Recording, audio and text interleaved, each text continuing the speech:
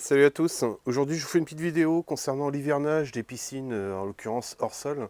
Je vous partage comme d'habitude la vidéo parce qu'en fait moi j'avais toujours une galère, alors pas forcément que l'hiver, hein, mais dès qu'il flottait c'était un peu la galère, puisque du coup je me retrouvais avec des grosses poches d'eau, etc. C'est un peu la galère quand vous êtes sur des bâches. Donc là je précise, on est sur la bâche de chez Intex. Alors en soi, elle est bien, mais je vous la conseille pas forcément non plus parce qu'elle est hyper fragile.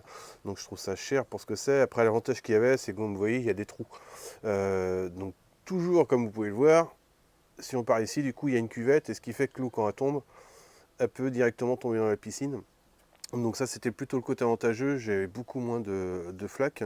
Néanmoins, c'est pas ce que je vous conseille pour l'hivernage parce que c'est beaucoup trop fin. C'est vraiment souple, donc c'est pas terrible du tout. Vous voyez, là, si je fais ça, vous voyez le marquage que ça fait dans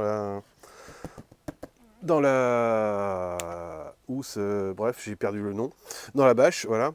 Non, moi, ce que je vais vous faire voir, en fait, c'est pour vraiment hiverner votre piscine, ne plus être embêté. Donc moi, je suis sur une hors-sol, mais je suis sur une 4,20 m par 2 mètres de large.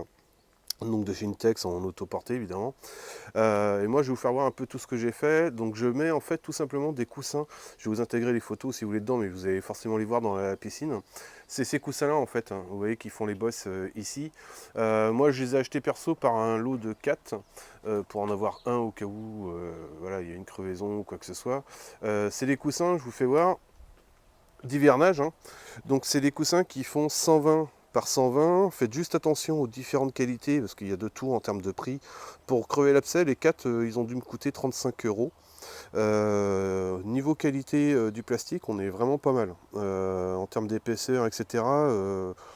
Il n'y a pas de partenariat, il n'y a rien avec eux, évidemment, comme d'hab.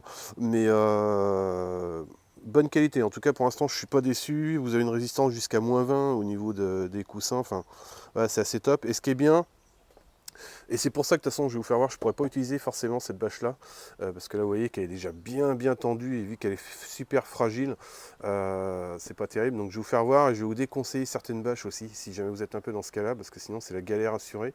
Mais l'avantage c'est que voilà, vous avez créé un espèce de dôme, et forcément quand il va pleuvoir ou autre, même en hiver, ça va forcément s'évacuer, vous ne serez plus embêté avec ce problème là. Ce que j'ai fait en parallèle, et je vous en parle, hop là, voilà, j'ai carrément fixé au sol en fait pour pouvoir, parce qu'au début je me prenais dans les anses qui sont là, mais bon, on voit qu'au fur et à mesure du temps j'ai un peu peur dans le temps. Donc du coup je suis parti là-dessus, au moins là je sais que ça bougera pas, qu'il n'y a pas de souci là-dessus. Et en ce qui concerne la bâche, il faut savoir que ça arrive, c'est pas comme ça, hein. Moi j'ai replacé des œillets en fait pour renforcer. Malgré ça, vous allez voir, il y a des coins où ça pète, hein, je vais vous faire voir. Ça a même bien pété. Vous voyez un peu, quand je vous dis que c'est fragile, hein, alors je vous fais voir un peu, mais pas terrible. Donc du coup, je vais vous faire voir, là je vais la débâcher, et puis bah, du coup je vous fais voir un peu ce que ça donne en conditions réelles. Et après je vous parle forcément des bâches et comment faut faire le truc. C'est parti. Ok, donc là je vous reprends, j'ai débâché, j'ai installé en l'occurrence mes trois coussins. Je vous fais voir ce que moi je fais et ce qui est important en fait. C'est-à-dire qu'entre les coussins, pour éviter que ça se balade, et vous allez voir que c'est le côté pratique derrière en fait pour mettre la bâche, j'ai mis des mousquetons en fait. Alors, j'aurais très bien pu mettre des Colson, sauf que c'est un peu à galère au jour où j'aurai besoin de les défaire, ou même si j'ai besoin d'intervenir. Là j'ai juste besoin, voilà, c'est juste du mousqueton. Je peux les déclipser, par contre l'avantage c'est qu'entre eux, ils vont tous se tenir. Donc j'ai fait ça sur les trois évidemment. Et pour pas être embêté, ce que moi je vous conseille aussi, quand vous allez tirer votre bâche, parce que le problème c'est que les coussins sont quand même assez hauts, je fais la partie dessus, c'est des coussins qui font 120 par 120. Et en termes de gonflage, une fois qu'ils sont gonflés, on arrive à peu près sur du 60 cm de mémoire à peu près en hauteur. Ça se voit pas trop sur la vidéo, mais ça fait quand même des balaises de coussins, hein, je vous le dis. Mais ce qui est le but aussi, donc on va pas s'en plaindre. Et comme vous pouvez le voir, en fait, j'ai accroché aux quatre extrémités en fait les coussins pour éviter qu'en fait ils se baladent de trop. C'est-à-dire que quand si je tire la bâche par là, du coup le coussin lui il reste là. Si vous n'attachez pas, bah, du coup ils vont tous partir vers le fond, ce qui est un peu ballot. Donc ça je l'ai fait évidemment ici avec une détache rapide évidemment des liens, hein. Vous avez juste besoin de tirer, vous les retirez facilement. Donc là je l'ai fait sur les quatre coins, je vous fais voir. Comme ça ils sont bien maintenus. vous les centrez, mais bon, ça c'est pas très grave parce ils vont se recentrer de toute manière. Et en ce qui concerne la bâche, donc c'est pour ça que je vous fais voir et vous verrez le résultat à la fin évidemment. Moi je prends cette bâche là. Alors on est sur de la bâche qui est assez épaisse, hein. Je sais pas si vous allez voir sur les vidéos, mais on est vraiment sur quelque chose de très épais, très costaud. Moi j'ai déjà utilisé celle-ci l'année dernière. Ça marche plutôt bien. On voit que ça retient vraiment bien la flatte, vous voyez un peu. Donc c'est pas percé, donc ça c'est top. Si je fais la partie dessus et que je vous dis que c'est super important, c'est que j'en vois beaucoup qui vont utiliser d'autres bâches que je vous fais voir tout de suite. Ok, donc là je vous fais voir les fameuses bâches dont je vous parle. C'est ces fameuses bâches qu'on voit un peu partout, qui sont pas très très chères, qui sont plus ou moins fines selon la qualité qu'on prend. C'est des bâches qui tiennent pas et qui sont pas forcément super étanches. Donc avec les gels, chaleur, etc., c'est vraiment pas terrible et ça tiendra pas. Ça va peut-être vous dépanner, mais ça va pas durer. Et donc je vous déconseille fortement de partir sur des bâches comme ça. Vous voyez un peu ce que ça peut donner, ne serait-ce qu'avec le soleil. Là elle est complètement séchée, elle est morte celle-ci. Déjà, elle a fait une saison, hein. Alors, c'est pas de la grosse, hein, c'est pas de l'épaisse, je vous l'accorde. Mais voilà, moi, ce que je vous déconseille, n'achetez pas de bâche comme ça pour mettre sur votre piscine. Achetez quand même quelque chose de plus costaud qui va vous durer de toute manière. Donc, vous ne changerez pas tous les ans.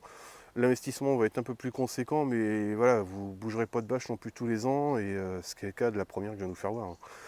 Donc, là, c'est parti. Je mets ma bâche et puis je vous fais voir le résultat. Bon, c'est parti, là je vous reprends, ça y est, j'ai mis ma bâche. Donc comme vous pouvez voir, je me suis servi évidemment des ancrages.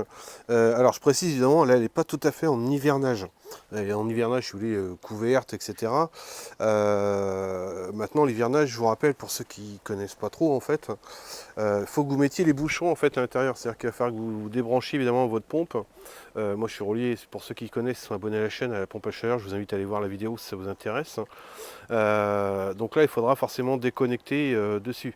J'y reviendrai certainement pour la traiter avant vraiment l'hiver, parce que là, ça va, on a encore des très bonnes températures. Donc là, c'est vraiment pour vous faire voir. Je vous intègre dans la vidéo d'ailleurs ce que ça peut donner quand la flotte tombe dessus. J'y étais avec un arrosage imitation pluie pour que ça puisse vous donner. Et là, j'ai fait le test partout. J'ai évidemment aucune flaque. Là, il me restera juste à peaufiner vraiment pour le tendre un petit peu plus ici. Mais là, vous voyez ce que ça peut donner en fait. Donc là, on est vraiment avec de la très très très bonne bâche. J'insiste encore dessus, mais sinon vous allez vite vous en mordre les doigts. Et bien l'ancrer évidemment, parce qu'avec les coups de vent, etc. Mais là, l'avantage, c'est que c'est nickel, ça bouge pas. Et d'où le fait aussi de mettre des ancrages. Je me sers de mes ancrages que j'ai fait au sol, hein. Je vous fais voir. Au moins, voilà, ça bouge pas et c'est surtout que ça vient pas en contrainte comme ça peut venir sur les petits ergots PVC de la piscine. Parce que là, j'ai peur qu'à long terme, ça tienne pas forcément le coup. Là, l'avantage, c'est qu'au moins, ça tient, c'est nickel, ça bouge pas. Et puis surtout, c'est nickel, quoi. Donc voilà, bon écoutez, fin de la vidéo. Si ça vous a plu, petit pouce bleu pour le temps qu'on passe.